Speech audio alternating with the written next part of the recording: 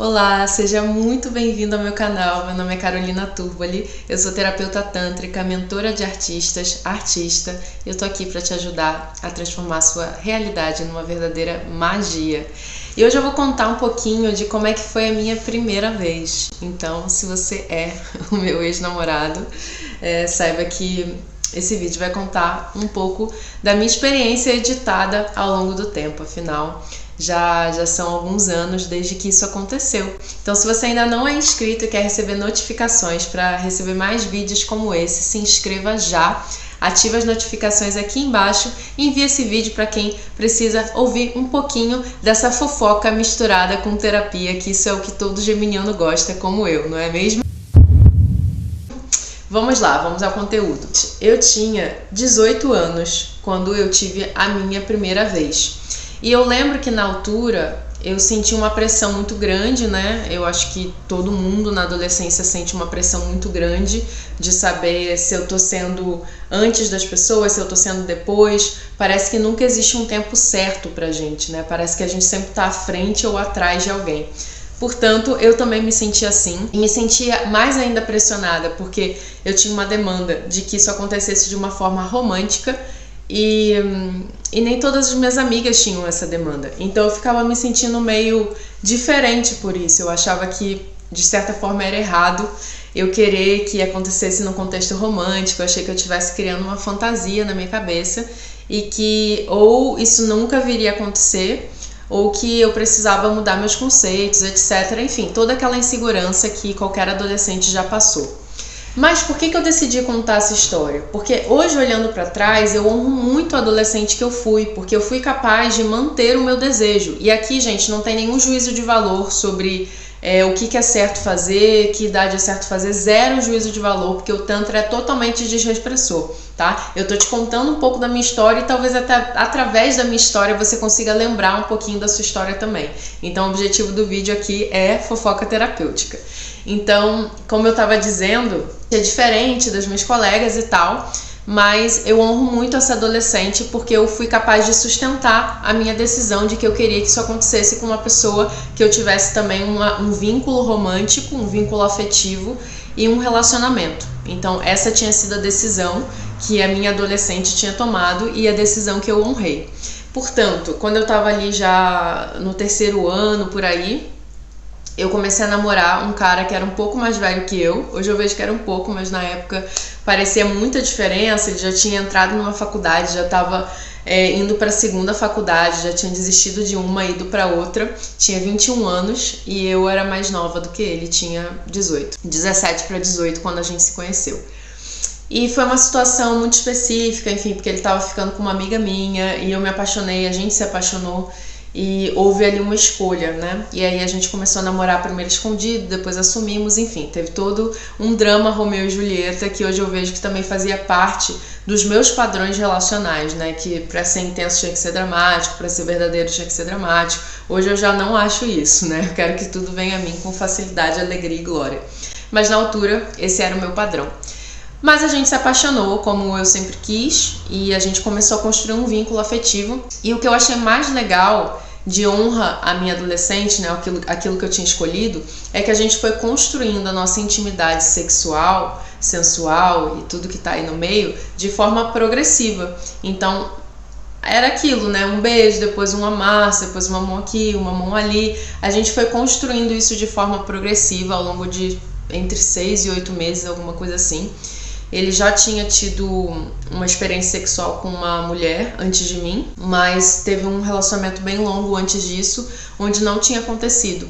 Portanto, estávamos mais ou menos assim, querendo explorar isso juntos, o que foi bem legal. Isso é bem importante dentro de qualquer relacionamento, né? Independente se é uma primeira vez ou não, porque sempre é uma primeira vez, né, com aquela pessoa, naquela relação, naquele momento da nossa vida, que a gente saiba dosar, porque a gente nunca vai ter exatamente a mesma frequência sexual do outro, exatamente o mesmo desejo do outro.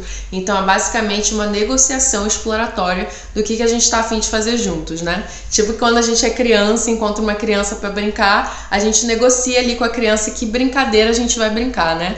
Não é que as duas crianças queriam exatamente a mesma coisa, mas porque elas querem brincar juntas, elas negociam juntas. Parêntese fechado, a gente estava mais ou menos no mesmo desejo de ir um pouco mais devagar. Claro que ele, né, pelas pressões de ser homem, 20 anos e tal, queria um pouco mais rápido que eu, mas soube respeitar, né, o meu desejo de ir um pouco mais devagar. Pausa pro café. Então, o que é mais legal, e é por isso que eu quis trazer isso aqui hoje, é que a gente marcou um dia para nossa primeira vez, como se fosse um ritual. E nesse dia cada um fez uma carta um pro outro, a gente preparou uma playlist, a gente preparou assim, tirar o dia só para aquilo e tal. E eu achei isso lindo. E outro dia eu tava lembrando disso, né, fazendo uma revisitação, né, da minha vida afetiva, da minha vida sexual. Isso é uma coisa que eu faço com bastante frequência. Depois eu vou fazer um vídeo só sobre isso, mas isso faz parte da minha metodologia, da minha formação de terapia tântrica. Para mim, essa revisitação do nosso passado afetivo e sexual é uma das coisas que fazem com que a gente possa hoje ter uma vida afetiva e sexual saudável, porque eu já estou resolvida com o meu passado, porque eu revisitei, eu vi o que foi legal, eu vi que não foi tão legal, né? O que eu quero aperfeiçoar em mim, o que eu quero explorar, e aí sim, quando eu vou brincar com o outro, eu estou muito mais consciente, muito mais resolvida comigo. Aí é mais fácil atrair uma pessoa que também está consciente e resolvida consigo mesmo. É claro, gente, que encaixe perfeito não existe, tá? Isso é uma fantasia romântica, uma fantasia simbiótica que remete ali aos tempos que a gente estava no útero da nossa mãe. Mas a gente pode sim encontrar ajustes e encaixes que sejam tão divertidos de fazer, que sejam perfeitos em sua imperfeição. Portanto, quando eu revisitei isso e percebi que a gente tinha feito todo um ritual para esse momento, que a gente trocou cartas, eu lembro até hoje das músicas que a gente colocou nesse dia. Eu tenho Vênus em Câncer também, então eu tenho uma memória bem forte, assim, quando se trata de eventos emocionais importantes para mim. Mas ter a sensação de que eu tive essa inteligência de fazer um ritual, né, de fazer esse ritual de passagem para alguma coisa que é importante para mim e que é uma coisa que é importante no nosso contexto sociocultural, de uma forma assim machista e patriarcal, né, essa coisa de perder a virgindade, mas para mim aquilo era um rito de passagem para o relacionamento sexual e um rito de passagem espiritual também, né, porque para mim a sexualidade ela tem muito a ver com um movimento de transcendência, com um êxtase, com um transe, né, que estaria ali equiparado na religiosidade com um ritual religioso, né? Então, dentro do Tantra, o sexo é sim um ritual espiritual. Não diria religioso porque o Tantra não é uma religião, mas é sim um ritual espiritual, de conexão transcendental.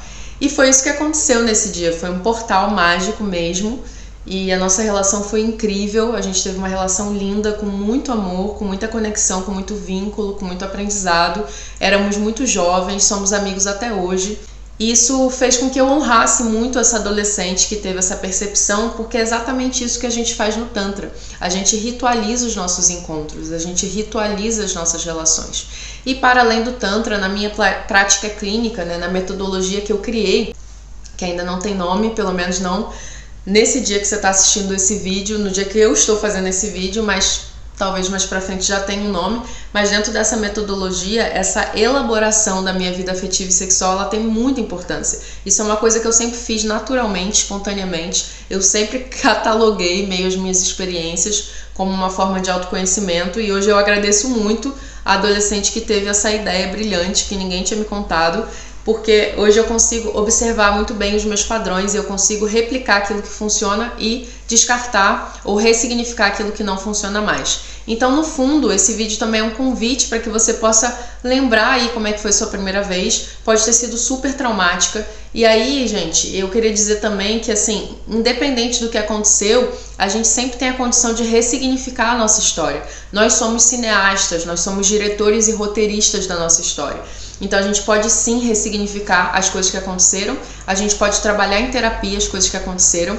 Inclusive eu criei um programa chamado Limpa Coração, que é uma série de 3 atendimentos onde a gente vai usar o Theta Healing, a gente vai usar esses exercícios que eu criei comigo mesma e que hoje eu faço com os meus clientes, para poder justamente fazer essa retrospectiva da sua história afetiva e sexual, poder ressignificar os traumas, liberar os pactos e vínculos e acordos que você ainda tenha com algumas pessoas, porque principalmente quando a gente é jovem, a gente faz acordos e pactos, juras de amor, né, de amor eterno, de amor para sempre, de amor independente de qualquer coisa. E muitas vezes são esses pactos que, pela constelação familiar, dizem que impedem a gente de abrir espaço para o novo, né? Porque eu estou ali num pacto de lealdade oculta a uma pessoa que já não faz sentido no meu momento presente, que sempre vai fazer parte do meu sistema, mas que talvez não faça sentido hoje. Então, muitas vezes, os nossos problemas amorosos, independente da vida de solteiro, ou mesmo problemas que eu tenha numa relação que eu já estou,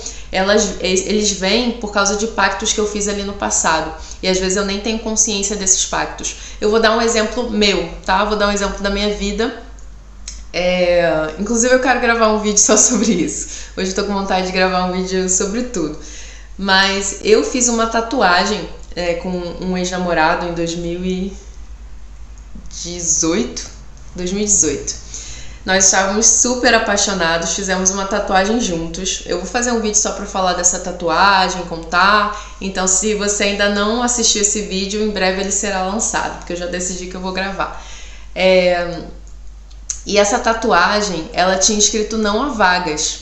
E não era no sentido nosso, né, de não há vagas, assim, em relação a gente. Tinha outro significado, mas nada por acaso, né? E quando eu fui me dar conta, eu tinha tatuado na minha pele não há vagas.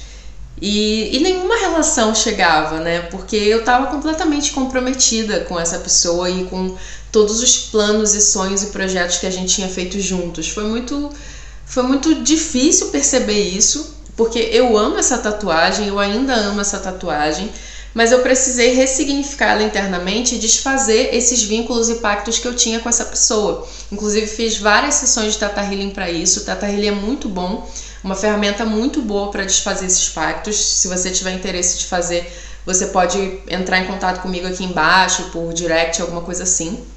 É claro que depende de você também, né, do quão disponível você está para olhar para esses pactos. Então foi um processo gradual, né, de desfazer esses pactos. Não foi numa sessão só, já te aviso logo, porque eu tava ali imbricada naquela relação. E hoje eu já consegui ressignificar essa tatuagem, que foi um pacto, né? Então pacto não precisa ser verbal, às vezes é um pacto simbólico que está num outro lugar. Às vezes comprar uma casa juntas pode ser um pacto, às vezes comprometer alguma coisa da sua vida que talvez não faça mais sentido hoje. Até mesmo a dependência financeira pode ser um pacto, né? Que mantém ali você como vítima e mantém o outro como o fornecedor. Isso também pode ser um pacto, mas isso depende de caso a caso, a gente tem que analisar. Mas já desvirtuando aqui o assunto, eu queria te convidar a revisitar a sua primeira vez, a revisitar a sua história e quem sabe vir junto comigo fazer o Limpa Coração. Espero que vocês tenham gostado desse vídeo e até a próxima!